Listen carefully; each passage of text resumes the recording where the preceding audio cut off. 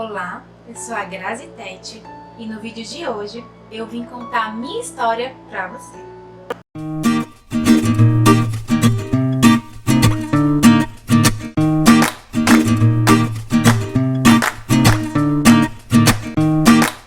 Então, meus amores, como vocês vêm pedindo para saber o que foi que me trouxe para a costura criativa, eu fiz esse vídeo para poder contar um pouquinho dessa retrospectiva até hoje do porquê que eu entrei nesse ramo.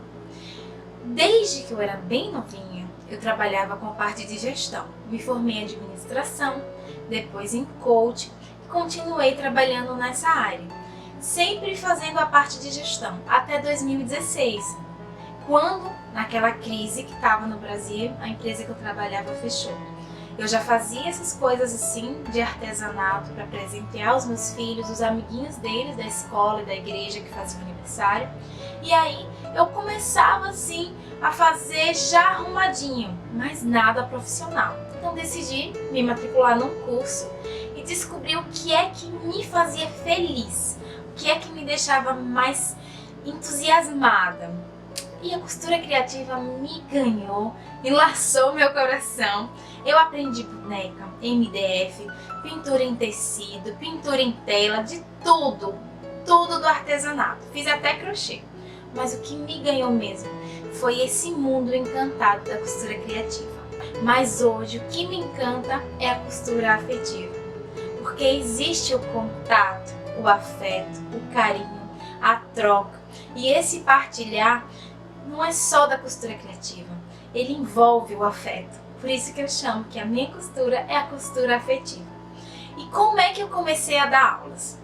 Quando eu fazia encomendas, depois que eu fiz esses cursos, começaram a surgir feiras, bazares, e eu fui me inscrevendo em todas. Não vendi quase nada, mas distribuí muitos cartõezinhos.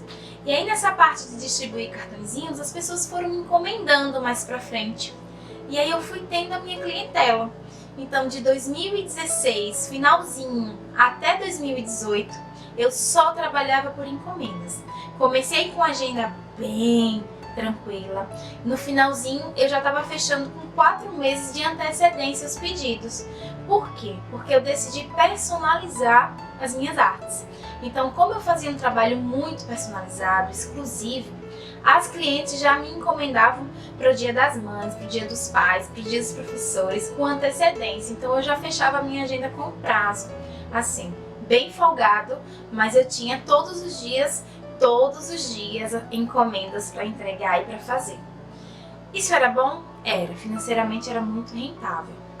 Mas eu tinha pouco tempo para ficar com os meus filhos, para ficar com o meu esposo, com a minha mãe, com a minha família, porque eu ocupava a minha agenda inteira com encomendas. Eu fazia 5, 6 peças por dia e eu sou bem lentinha, de verdade. Eu trabalho bem calmamente para que tudo fique bem certinho e não dê nada errado. Sempre dá, mas eu desmancho e refaço. É o princípio 80-20, né? A gente desmancha 80% e dá certo 20%. E aí, quando eu fazia as minhas encomendas, cada cliente escolhia o jeito da bolsa que queria, da necessaire, e eu ia criando, aprendendo em cursos presenciais, pela internet. E aí eu ia desenvolvendo inicialmente as minhas peças com a ajuda de professores. E aí, uma das clientes pedir uma bolsa com repartições para colocar provas, para colocar apostilas, material de aula, plano de aula, em uma bolsa. E eu desenvolvi essa bolsa sanfonada, a pedido da cliente, uma cliente lá do Ceará. Quando eu lancei o trailer lá no meu canal do YouTube, que era só do Ateliê da Tuca, só para mostrar para as minhas clientes as peças, como eram por dentro, os detalhes, porque por vídeo é bem melhor do que por foto, aí várias pessoas do Brasil inteiro pediram para eu confeccionar a aula dela e não a peça.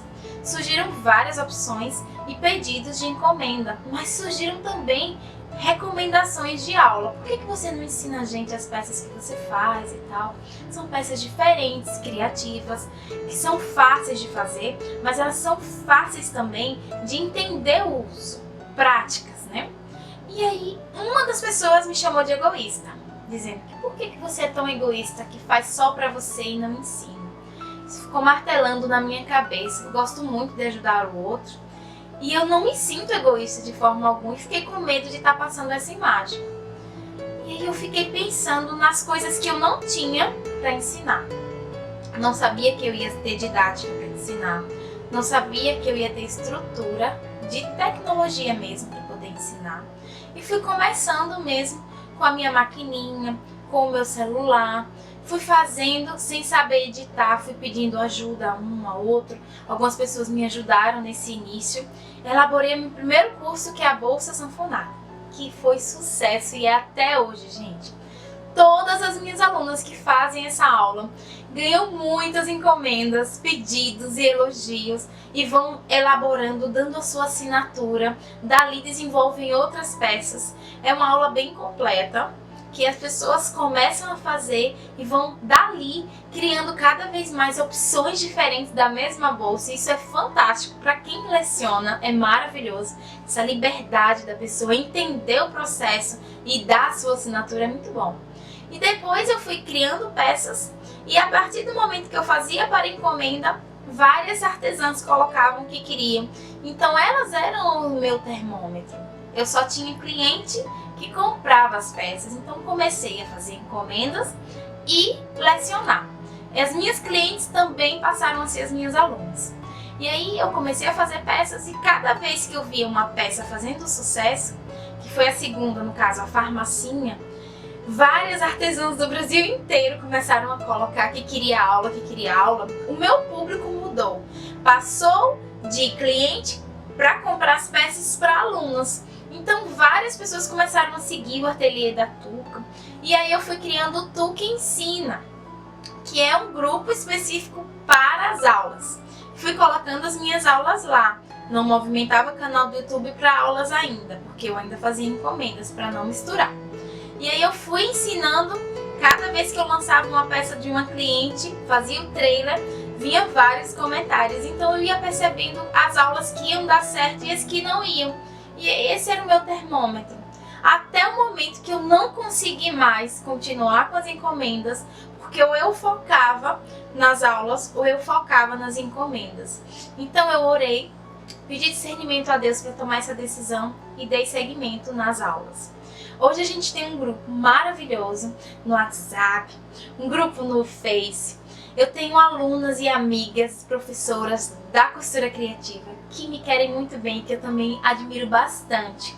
Vou aprendendo com elas, elas aprendem comigo. Sempre que uma aluna precisa de alguma coisa, de algum conhecimento que eu ainda não tenho, porque eu sou nova nessa área, né? Eu sempre recorro a uma a outra e a gente se ajuda, a gente compartilha. E essas informações que a gente pede uma para as outras é totalmente livre.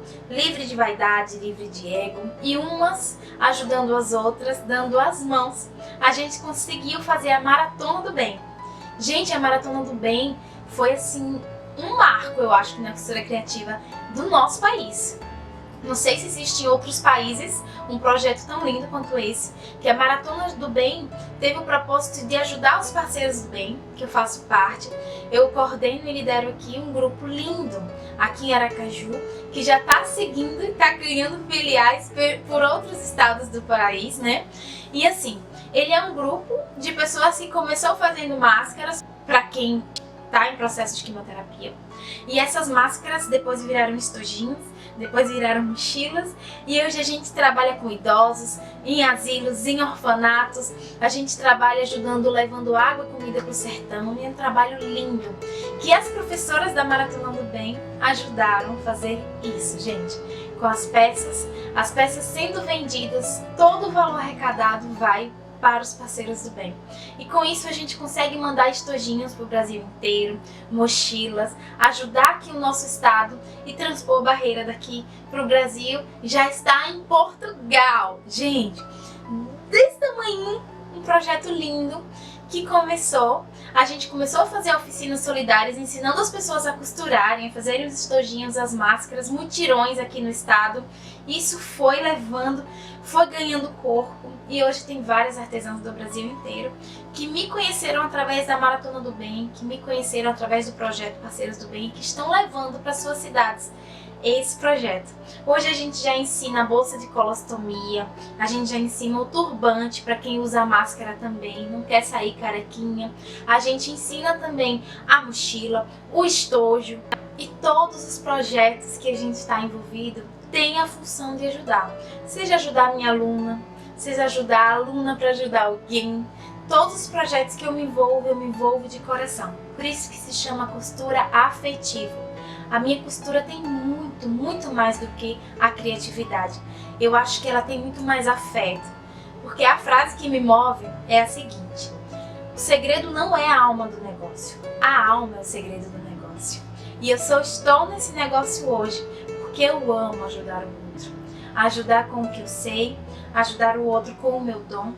E eu adoro quando as minhas alunas vêm e me desafiam, me lançam formas diferentes de fazer a mesma peça, me inspiram, as professoras também. Então, gente, eu tô super aberta para poder aprender com você, aprender a ensinar. Eu não tenho pacto nenhum com o erro, com a ausência de conhecimento. Eu quero cada vez mais crescer e acertar naquilo que eu errei. As minhas alunas têm me acompanhado desde o princípio. Então eu agradeço por você ter aceito ser uma das minhas alunas, ou então você está comigo nessa jornada do lecionar, do se doar, ou então você que está vendo esse vídeo quer aprender a costura criativa, a costura afetiva, ou então você que simplesmente assistiu esse vídeo para poder conhecer a minha história. Eu agradeço por você ter feito parte da minha história também. Muito obrigada.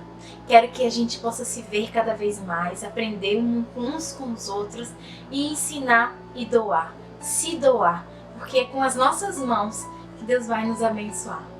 Um beijo, fica com Deus. Até a qualquer momento.